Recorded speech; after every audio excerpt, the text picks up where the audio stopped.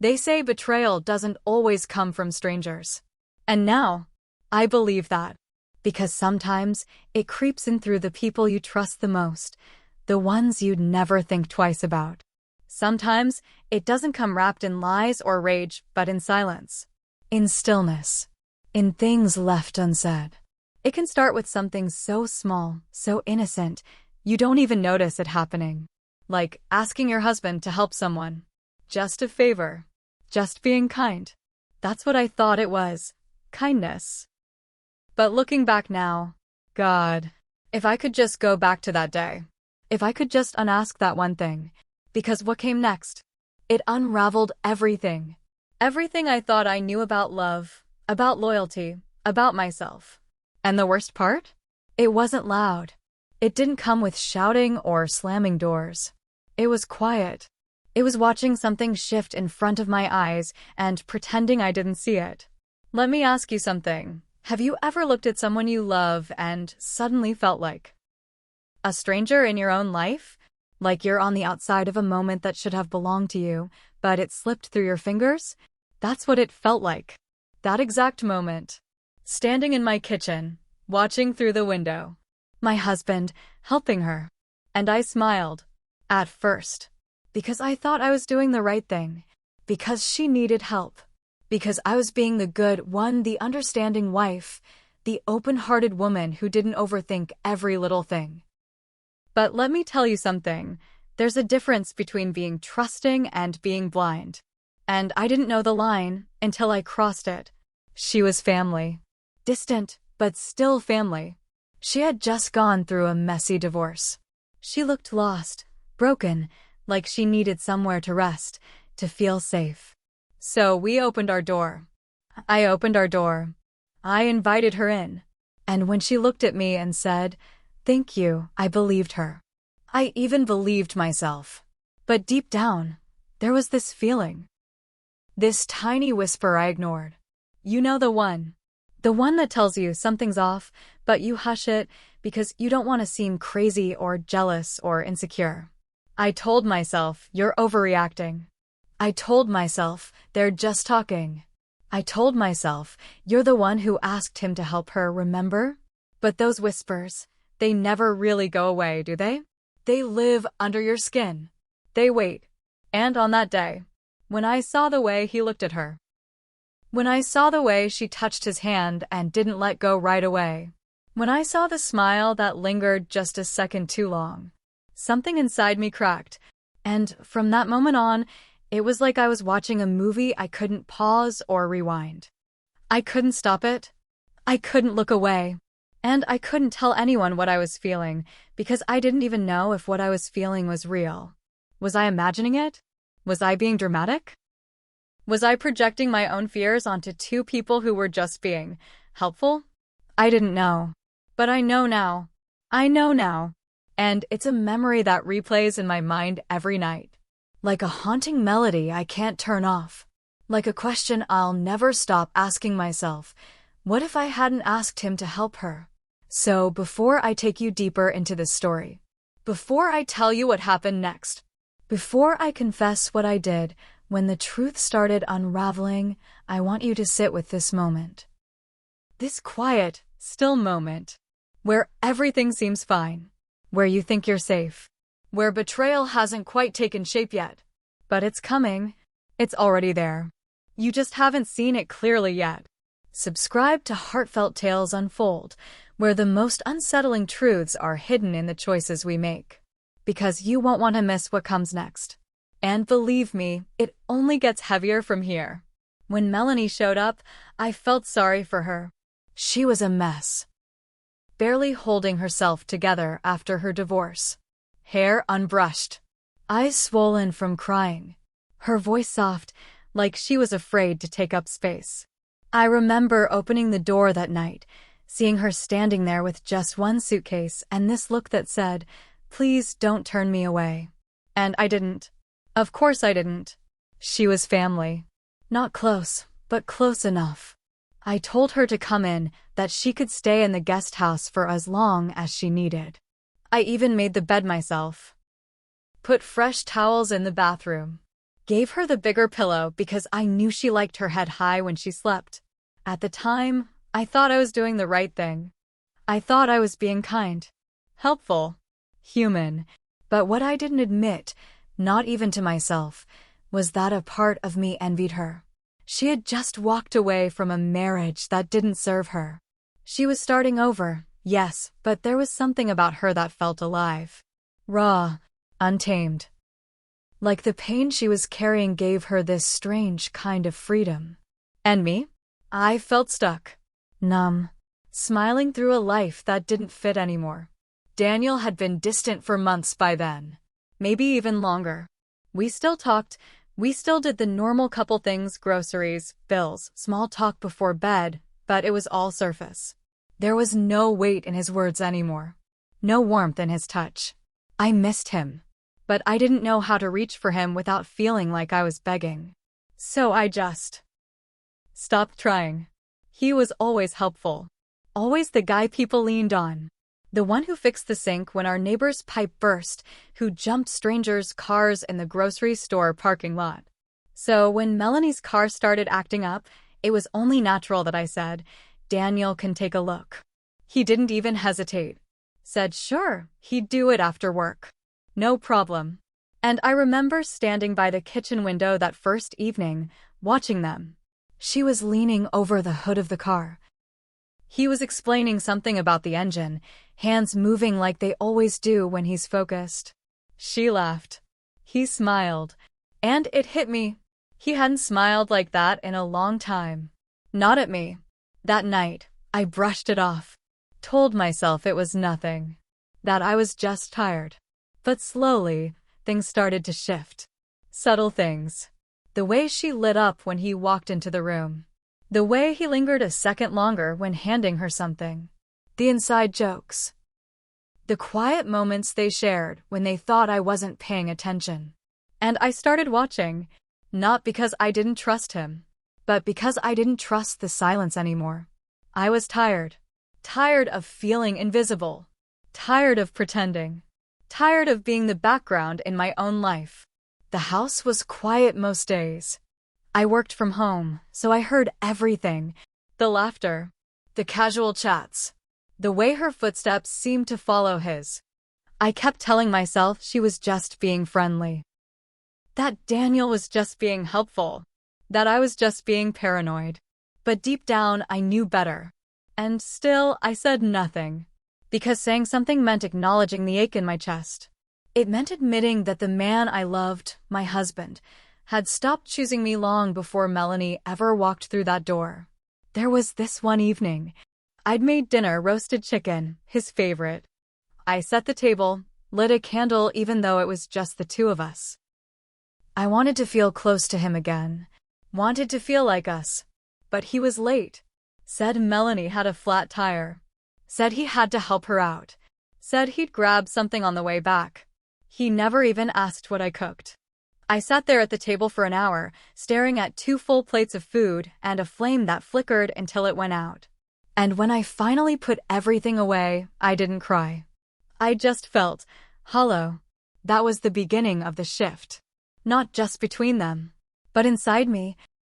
Because I started asking questions, not out loud, but to myself. What was I doing? Why was I holding on to a man who didn't even notice when I pulled away? Why was I the one always trying, always bending, always making room? And why? Why did it feel like Melanie had walked into my life and started living the parts one was too tired to hold? She wore her pain like perfume, something delicate but strong. And Daniel, he was drawn to it. To her. I saw it. I felt it.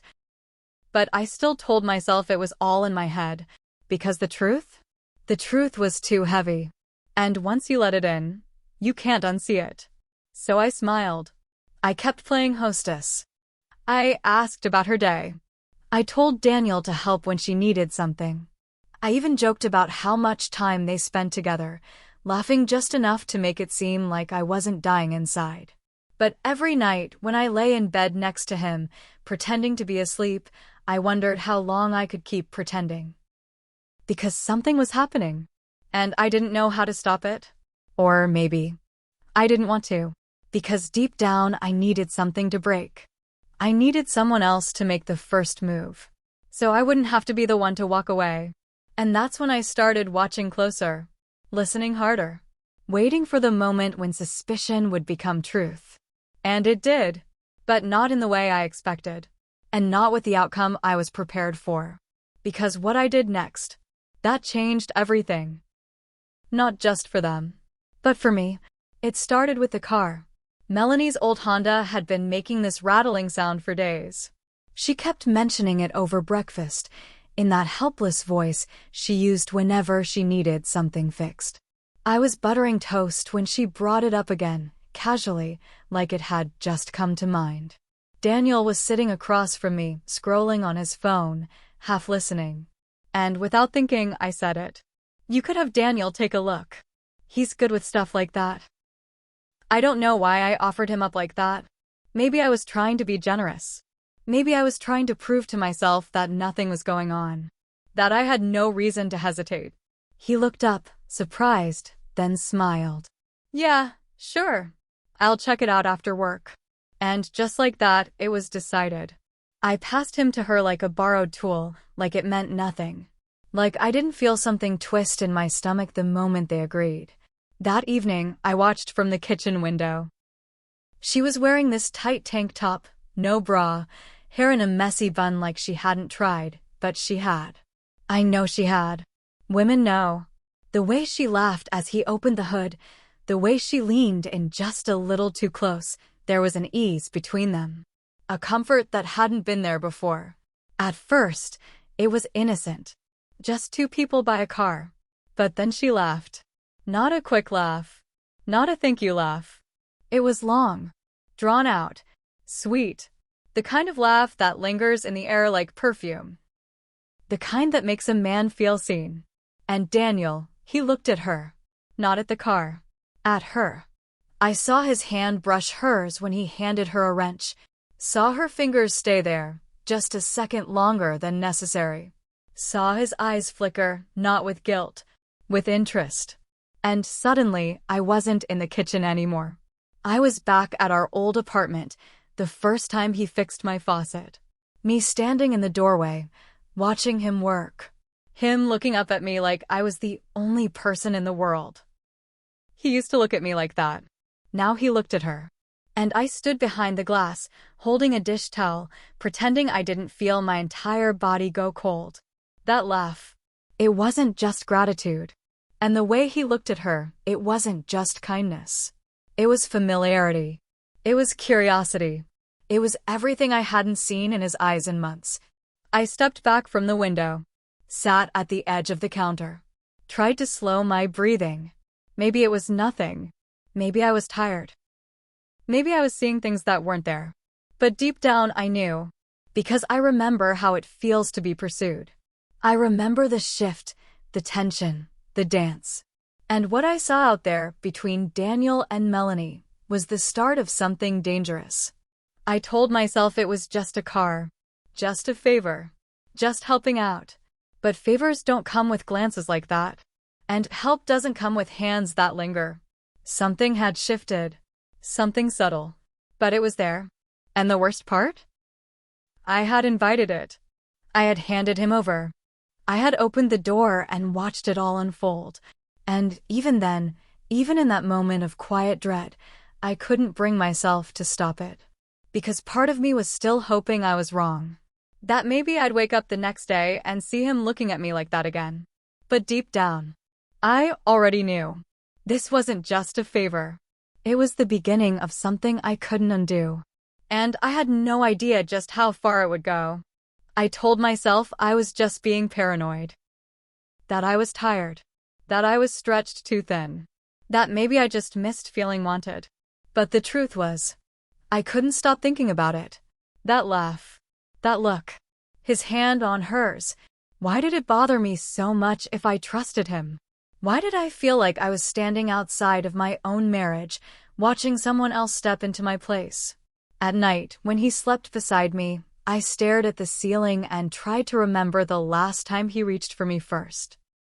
The last time he looked at me without distraction, without his phone in hand, without me having to ask. There was a time when we couldn't keep our hands off each other. When we'd stay up talking until 2 in the morning, sharing secrets like they were sacred. He used to write me little notes and hide them in my bag. Thinking of you. Can't wait to see you tonight. He used to see me. And now he barely noticed when I walked into the room. I started questioning everything. Was I not enough anymore? Was it me? Had I let myself go? Had I become too quiet, too boring, too predictable? And then came the guilt. Because I was the one who told her she could stay. I was the one who told him to help her. I put the two of them in each other's orbit and then got upset when sparks started flying. What did I expect? I tried to act normal. Smiled when I had to. Asked about their day like I wasn't watching them closer than ever. Every interaction felt like a test. The way he handed her a coffee mug, did their fingers touch? The way she laughed at his jokes, was it too much?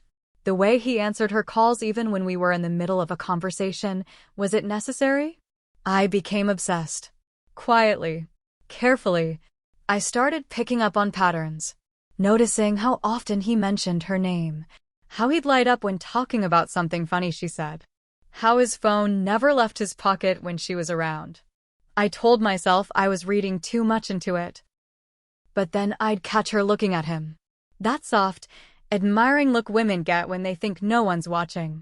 And sometimes, he looked back. I felt like I was being erased from my own life. And when that starts to happen, you look for crumbs. Any proof that you were once here. That you mattered. I started dressing nicer around the house. Wearing lipstick, even when we weren't going anywhere. Cooking his favorite meals and pretending it wasn't for him. But it was. It always was. And he barely noticed. I'd catch myself standing at the edge of the guest house sometimes, pretending to water the plants. Just listening, hoping I'd hear something. Dreading that I might. There was one night. I saw them sitting outside on the porch. Just the two of them. The glow of the string lights casting shadows on their faces. They were laughing. Sharing a drink. It looked intimate. Familiar. Like they belonged in that moment together. And I felt like the outsider. Like I was intruding on something that wasn't mine anymore. That night, I didn't sleep. I lay in bed next to him and wondered how I'd become invisible. How I'd faded so quietly that even I hadn't noticed until now. I didn't know what to say. How do you accuse someone of something you can't prove? How do you confront a smile? A glance? A feeling? So I stayed silent. But inside, I was screaming. Because the worst kind of betrayal isn't loud. It doesn't come with slammed doors or shouted words. It comes in pieces, in pauses, in growing distance. And in the moment you realize, the person you love might not be yours anymore. And still, I said nothing. Because part of me hoped I was wrong. But another part, the part one buried deepest, wondered if maybe I didn't want to be wrong at all. Because if he chose her, if he crossed that line, then I could stop holding on. And maybe that thought scared me more than anything else. It didn't happen all at once. It was gradual. Quiet. Like water rising around your ankles before you realize you're drowning. Melanie started changing. She said she was just trying to feel like herself again. That after the divorce, she needed to reconnect with who she was. I nodded, smiled, even encouraged her. But the changes, they didn't feel like healing. They felt like blooming, specifically for an audience. Her clothes got tighter, shorter, more deliberate. She started wearing perfume again, something floral, sweet, unfamiliar. It lingered in the hallway, on the couch cushions, in the laundry room. I'd walk past Daniel and wonder if he could smell it too, or if he'd already gotten used to it. They spent more time together. Fixing this, fixing that. There was always something. A leaky faucet, a jammed window, a weird sound coming from the heater. And Daniel, always ready to help, never questioned it. He'd head over there right after dinner, sometimes before, sometimes even during. I stopped asking what needed fixing. The list never seemed to end. One afternoon, I decided to test them. She had a therapy session across town. Her car was still acting up, surprise. I looked at Daniel and said, "You should drive her." "I have a meeting." He didn't hesitate. "Yeah, of course." I watched them leave from the front steps. She was laughing at something before she even got in the car. He opened the passenger door for her, and when she slid in, her hand brushed his arm. It was soft, like a thank you, or maybe a promise. They didn't see me watching, but I didn't look away. I stayed there until the car disappeared around the corner, until my chest felt hollow. I walked back inside and sat in the living room, surrounded by silence that felt heavier than ever. I told myself I was just being careful, just being smart. But the truth was, I didn't know who I was anymore. A wife? A spy? A stranger? That night, when they got back, Melanie seemed lighter, happier. Her cheeks flushed, her eyes bright. Daniel didn't look at me when he walked past to the kitchen. Just said, "I'm starving," like that's all there was to say. I waited until the next day. She was out. Said she was going for a walk. I went into the guest house. It felt wrong, stepping into her space like that. But something inside me was louder than guilt, curiosity, desperation, survival. I opened her closet. Clothes hung neatly, perfectly arranged. I reached into a small drawer and pulled out a makeup bag. Inside was a lipstick. Deep red, not the shade she usually wore. It looked brand new. Then I saw the note, folded twice, tucked into the side pocket. It wasn't long, just 3 words. His name. No explanation. No context. Just, "For Daniel." I stared at it, fingers trembling. I didn't know if it was a gift, a message, a memory. But I knew it wasn't meant for me to find. I sat on her bed, holding that note and that lipstick like they were evidence in a trial that hadn't even started yet. And still, I didn't cry. I just felt cold. I put everything back exactly the way I found it. Closed the drawers, smoothed the sheets. I walked back to the main house and made dinner. When Daniel came home, I smiled. I told myself I was only doing what any wife would do when she starts feeling like a guest in her own marriage. Because at that point, I wasn't trying to stop it anymore. I was waiting to see how far it would go. Waiting to see what they'd do when they thought I wasn't looking. Waiting for confirmation. And I knew it was coming. I could feel it, like a storm behind the walls, like something sacred breaking in slow motion. And somehow, the waiting was worse than the truth. Because when you love someone, watching them leave you silently is so much crueler than hearing the door slam shut. That night, I couldn't sleep. The bed felt colder than usual, though he was right there beside me, breathing slow, calm, like nothing in the world was wrong. I kept my back to him, eyes open, body still, listening, waiting. It was past midnight when I heard it, the creak of the floorboard near the hallway. Then a soft chuckle, muffled voices, movement. I held my breath. At first, I thought maybe he was just getting water. But I didn't hear the kitchen tap. Didn't hear the fridge.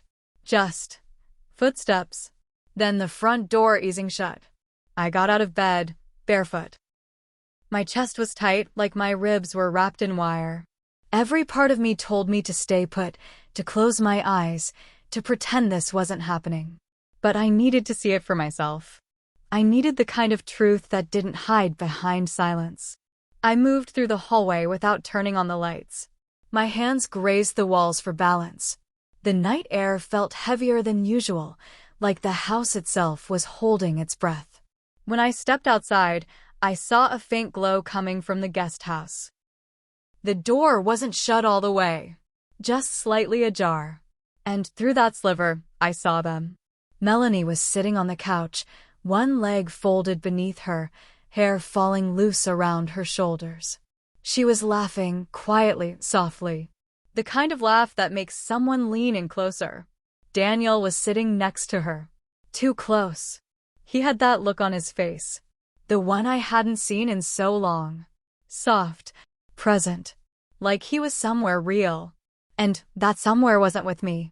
Their hands weren't touching. Not yet. But they were close enough. Fingertips hovering, aching for an excuse. And that was the moment. He turned his head. Slowly, almost like he felt me. And our eyes met through the window, through the night, through everything we used to be. For a second, I thought he'd pull away. Say something. Move. But he didn't. He just stared. And I didn't move either. We stayed like that. Frozen. Him on one side of the glass. Me on the other. And in that silence, everything I feared was confirmed. But that wasn't the part that broke me. What shattered me was the calm that washed over me. The quiet in my chest. I wasn't angry. I wasn't shocked. I was relieved. Because for weeks, I'd been unraveling in slow motion, smiling through suspicion, pretending not to drown. And now I didn't have to pretend. Now I had permission to fall apart. I turned away first. Walked back to the house without making a sound. I climbed into bed and lay there in the dark, staring at the ceiling, heart pounding.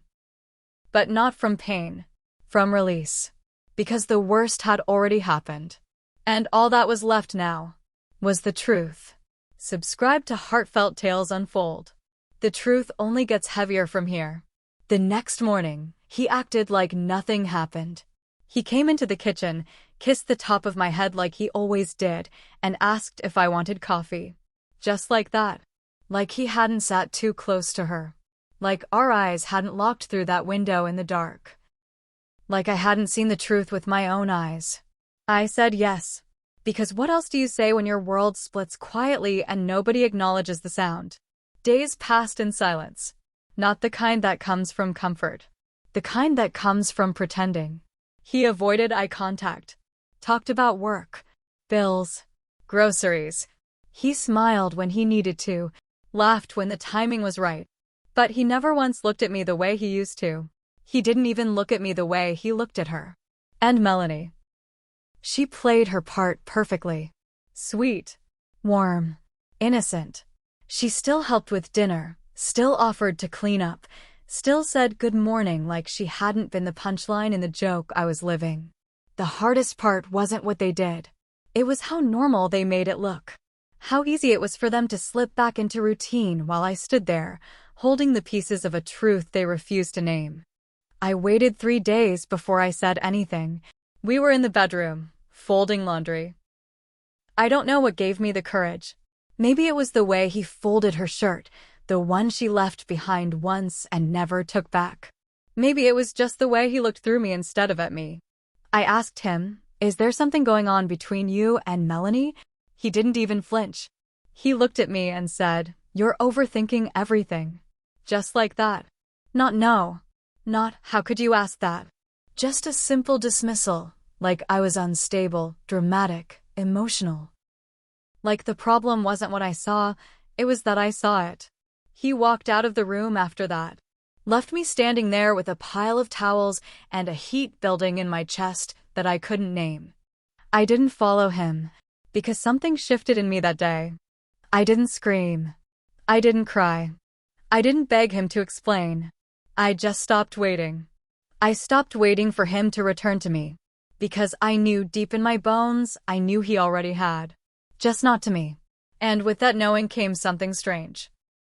Power. Not the kind you boast about. Not loud or flashy.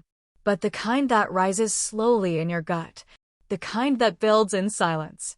The kind that looks like detachment on the outside, but feels like reclaiming yourself from the inside.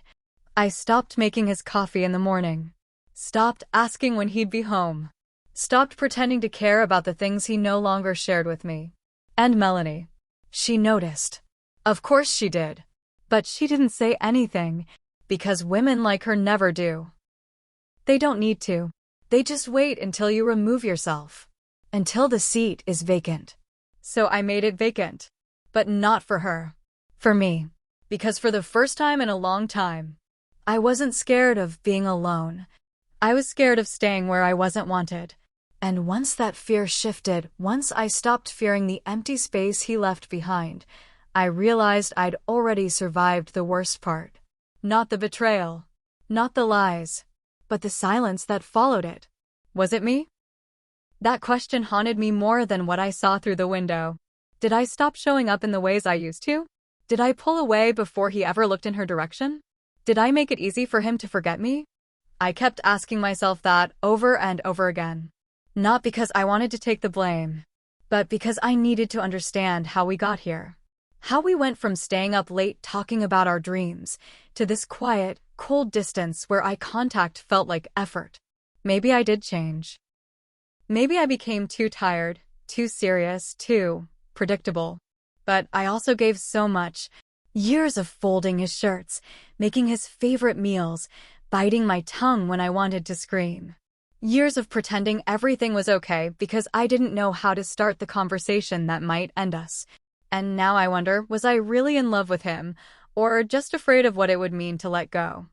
I think somewhere along the way, I started holding on out of habit, out of fear, out of the belief that leaving meant failure. I didn't want to be the woman who couldn't hold her marriage together. I didn't want to be the woman who walked away from comfort, even when comfort had turned into silence. And if I'm being honest, brutally honest, a part of me wanted her to take him. Not because I wanted to lose him, but because I didn't want to be the one to break us. If he left first, if he crossed that line fully, then I could walk away without guilt. Then I could say, see? It wasn't me. But the truth is, it wasn't just about him. It was never just about him. It was about the empty spaces we both left unattended. The little moments we stopped choosing each other. The way we both turned toward convenience instead of conversation. We didn't fall apart in one night. We cracked slowly, quietly. A joke ignored. A kiss dodged. A weekend spent in silence. And in those tiny fractures, something else crept in. She didn't steal him. She just fit into the shape of what we lost. Sometimes we create the cracks that others slip into. And then we act surprised when they fall. I don't excuse what they did. But I also can't pretend I didn't help build the space that made it possible. That's the hardest part. Not the betrayal, but realizing you helped build the stage for your own heartbreak. And now I see it for what it is. Not a single act, but a slow unraveling, a quiet giving up. On both sides. And once you see that, you can't unsee it. Tell me something. Have you ever watched your own marriage collapse from the front row?